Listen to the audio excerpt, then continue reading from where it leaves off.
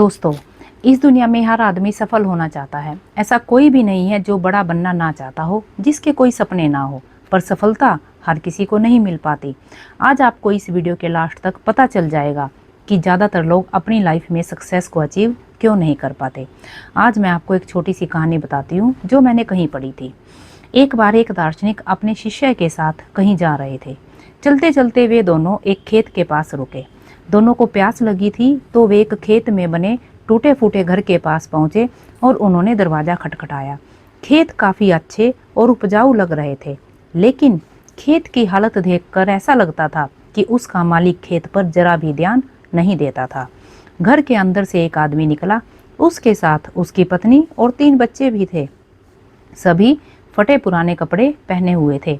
दार्शनिक बोला, क्या हमें पानी मिल सकता है? बड़ी प्यास लगी है। आदमी ने पानी दिया। फिर दार्शनिक बोला, मैं देख रहा हूँ कि आपका खेत इतना बड़ा है, लेकिन इसमें कोई फसल नहीं बोई गई है। आखिर आप लोगों का गुजारा कैसे चलता है? वो आदमी बोला, हमारे पास एक भैंस है जो काफ़ी दूध देती है। दूध को बेचकर कुछ पैसे मिल जाते हैं, जिससे हमारा गुजारा चल जाता है। शाम काफ़ी हो गई थी तो रात को दोनों वहीं रुक गए। आधी रात को दार्शनिक ने शिष्य को उठाया और बोला, चलो हमें अभी यहाँ से चलना है, और चलने से पहले हम उस आदमी की भैंस को चट्टान से गिराकर मार डालेंगे। शिष्य को गुरु की बात पर यकीन नहीं हो रहा था, बल्कि आश्चर्य हुआ, पर वो अपने गुरु की बात को टाल भी नहीं सकता था। इसलिए दोनों भैंस को मारकर रातों रात गायब हो गए। यह घटना शिष्य के मन में बैठ गई और करीब 10 साल बाद जब वो सफल आदमी बन गया तो उसने सोचा, क्यों ना अपनी गलती को सुधारने के लिए उस आदमी से मिला जाए और उसकी आर्थिक मदद की जाए। अपनी कार से वो उस खेत के पास पहुंचा। शिष्य ने देखा वो उजाड़ खेत अब फलों के बगीचे में बदल चुका था। शिष्य को लगा कि शायद भैंस के मरने के बाद वो आदमी सब कुछ बेचकर चला गया, इसलिए वो वापस लौटने लगा।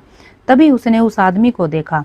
शिष्य बोला, शायद आपने मुझे पहचाना नहीं, सालों पहले मैं आपसे मिला था। हाँ, कैसे भूल सकता हूँ उस दिन को। आप लोग तो बिना बताए ही चले गए, और उस दिन ना जाने कैसे हमारी भैंस चट्टान से गिरकर मर गई। उसके बाद कुछ दिन तो समझ नहीं आया कि अब क्या करे, पर जीने के लिए कुछ तो करना ही था, तो लकड़ियाँ काटकर बेचने लगा। उससे कुछ पैसे हुए तो खेत में बुआई कर दी। फसल अच्छी हो गई। बेचकर जो पैसे मिले उससे फलों के बगीचे लगवा दिए।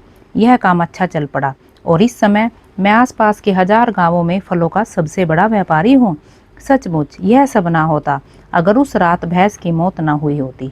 शिष्य बोले, लेकिन यह काम आप पहले भी तो कर सकते थे।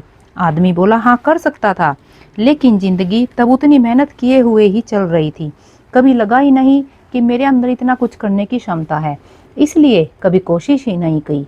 लेकिन जब भैंस मर गई तो हाथ पांव मारने पड़े और इस मुकाम तक पहुंच पाया।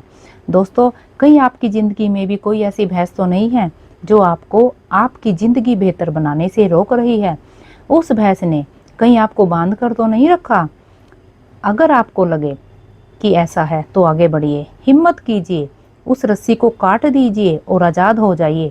आपके पास खोने के लिए बहुत कम है, पर पाने के लिए सारा जहान है। आप सोच रहे होंगे कि ये काम इतना आसान नहीं है। देखिए, मैं मानती हूँ कि यह मुश्किल है, पर असंभव नहीं है। धीरू भाई अंबानी ने पेट्रोल पंप की नौकरी नहीं छोड़ी होती तो आज रिलायंस जैसी कंपनी ना होती। अगर नारायण मूर्ति ने कंप्यूटर की अपनी नौकरी नहीं छोड़ी होती तो आज इन्फोसिस का कोई वजूद ही ना होता। अगर अमिताभ जी ने अपने दिल की बात नहीं सुनी होती तो भारत को इतना बड़ा महानायक नहीं मिल पाता। कहने का मतलब यह है कि एक बहुत बड़ा कदम है और यह बस यूं ही नहीं लिया जा सकता। इस क्रांतिकारी कदम को वही उठा सकता है जिसके मन में बहुत बड़ा सपना हो, कुछ अद्भुत करने की इच्छा हो, जिसके अंदर वाकई में कुछ कर गुजरने की दीवानगी है। वो इधर उधर की बातें नहीं सोचते और बस लग जाते हैं अपने प्रयासों में।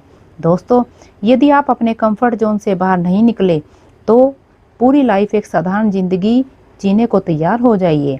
नहीं तो अपने दिल की बात सुनिए। अपने सपनों को साकार करने के लिए, अपने गोल को अचीव करने के लिए दिन रात एक कर दीजिए। फिर दुनिया की कोई भी ताकत आपको सफलता प्राप्त करने से नहीं रोक सकती। All the best.